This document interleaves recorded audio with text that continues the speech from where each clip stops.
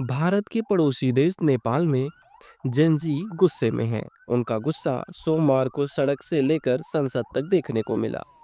सरकार में भ्रष्टाचार और सोशल मीडिया पर बैन को लेकर शुरू हुआ ये जेन जी प्रोटेस्ट हिंसक हो गया और इसमें कई लोगों की मौत तक हो गई। नेपाल से आई प्रदर्शन की तस्वीरों ने पिछले साल बांग्लादेश में हुए आंदोलन की याद दिला दी, जब छात्रों के आंदोलन ने हिंसक रूप ले लिया था और फिर सत्ता में मौजूद शेख हसीना को अपनी सरकार और देश दोनों छोड़ना पड़ा था।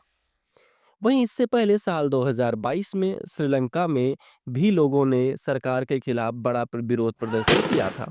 यानी हाल के सालों में भारत के पड़ोसी देशों में युवाओं ने अपने गुस्से से सरकार को हिलाया है। लेकिन क्या इन तीनों ही देशों के आंदोलन में कोई समानता देखी जा सकती है? दक्षिण एशिया की भू राजनीति के जानकार और साउथ एशियन यूनिवर्सिटी में एसोसिएट प्रोफेसर धनंजय त्रिपाठी कहते हैं कि दक्षिण एशिया का ये इलाका युवाओं से भरा हुआ है और सरकारें इन युवाओं की उम्मीदों को पूरा नहीं कर पा रही हैं। तीनों ही देशों के आंदोलनों में यही समानता है। नेपाल में एक और संकट ये है कि राजशाही खत्म होने के बाद कोई भी सरकार 5 साल का कार्यकाल पूरा नहीं कर पाई है। यानी देश में राजनीतिक अस्थिरता बनी हुई है और भ्रष्टाचार के मामले भी उठते रहे हैं। पिछले साल बांग्लादेश में हुए आंदोलन में युवाओं की भूमिका सबसे अहम रही थी। वहीं श्रीलंका के आंदोलन में आर्थिक मुद्दे सबसे ज्यादा हावी थे।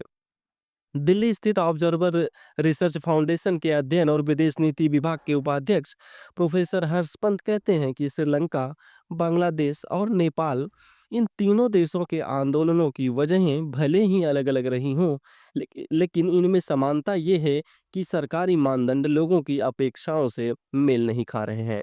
इन तीनों आंदोलनों में युवा सबसे बड़ा फैक्टर है। अगर सरकार युवाओं के आक्रोश को शांत करने की कोशिश नहीं करती है, तो ये आंदोलन और बड़ा हो सकता है। इससे पहले बांग्लादेश में सरकार ने आंदोलनकारियों से सख्ती से निपटने की कोशिश की थी, लेकिन इससे युवाओं का आक्रोश और बढ़ गया।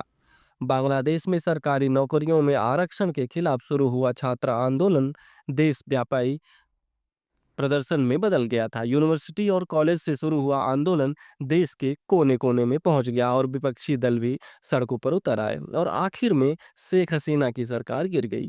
वहीं श्रीलंका की बात करें तो साल 2022 की शुरुआत में श्रीलंका में महंगाई तेजी से बढ़ी।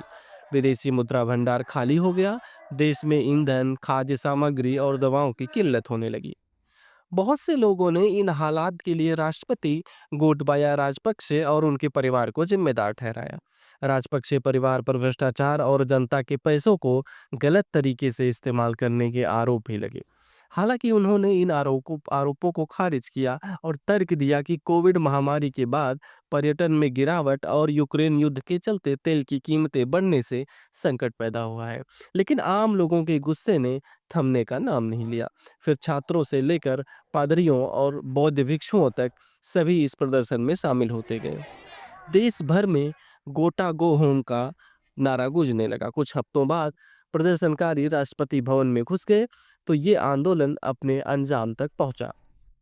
कुछ दिन बाद गोटाबाया राजपक्षे देश से भाग गए और सिंगापुर से अपना इस्तीफा भेजा। इस घटना को आरागलाया या जनसंघर्ष की जीत के रूप में